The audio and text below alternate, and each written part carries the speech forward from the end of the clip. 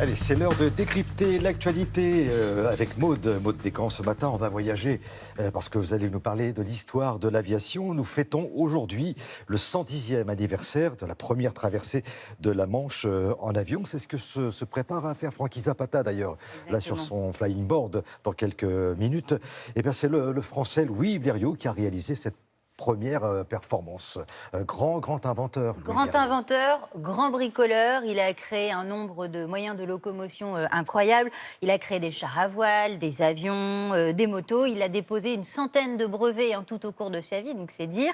Il était originaire, cet homme, de Cambrai, dans le nord de la France. Il a fait l'école centrale de Paris, on est en 1895, et il a notamment construit l'avion qui lui a permis de faire la toute première traversée en avion de la Manche.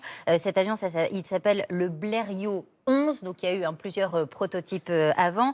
300 kilos, 8,50 m de long, 7 mètres d'envergure.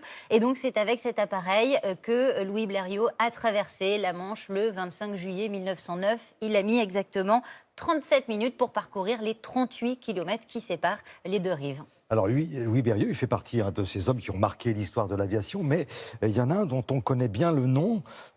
Tous les ans, on lui rend hommage quand on va jouer au tennis. Eh bien oui, c'est Roland Garros. Roland Garros, grand aviateur également. On est en 1912 et il a battu cette année-là le record d'altitude. Il a volé à plus de 5000 mètres d'altitude. Un record dont malheureusement il ne va pas profiter très longtemps puisqu'il sera tué 6 ans plus tard en 1918 sur le front justement lors d'un combat aérien. Et puis une autre date importante dans l'aviation, dans l'histoire de l'aviation, c'est 1927. Cette année-là, un certain Charles Lindbergh, dont on voit les images, réussit à traverser pour la première fois de l'Atlantique sans escale. Il fait un New York-Paris. Il met 33 heures et 30 minutes pour donc faire cette traversée. Charles Lindbergh qui était surnommé, je ne sais pas si vous le saviez, mais l'aigle solitaire.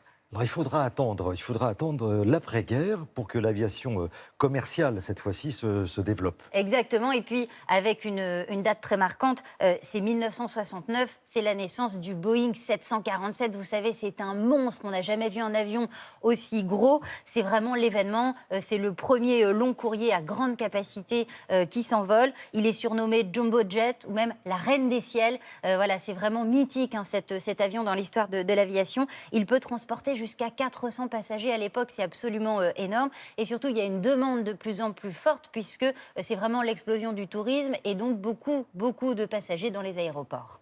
Et puis, il y a un autre appareil aussi qui a beaucoup marqué notre histoire. Cet appareil, il est français, on le connaît bien. C'est le Concorde, exactement. On est en 1976.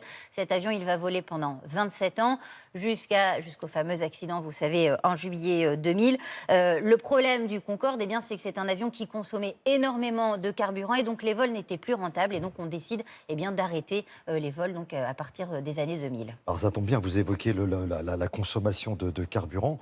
Aujourd'hui, on réfléchit à d'autres types d'avions, et alors notamment les avions solaires. Et oui, le solaire avec Solar Impulse, je ne sais pas si vous vous souvenez, mais en 2016, deux Suisses, Bertrand Piccard et puis André Borschberg, réussissent à faire un tour du monde avec un avion solaire. Donc ils le font voler jour et nuit, sans aucun carburant. Il ne pollue pas puisque cet avion n'émet absolument rien. Il fonctionne vraiment que à la recharge solaire. Et donc ils sont en train de développer cet avion pour en faire peut-être un jour un avion commercial. Mais il faut encore évidemment quelques années pour arriver là. Et puis, nouvel exploit peut-être à marquer aujourd'hui donc dans notre calendrier, c'est celui de Frankie Zapata, donc, qui s'apprête à traverser la Manche sur son flying board. Normalement, le vol devrait durer une vingtaine de minutes.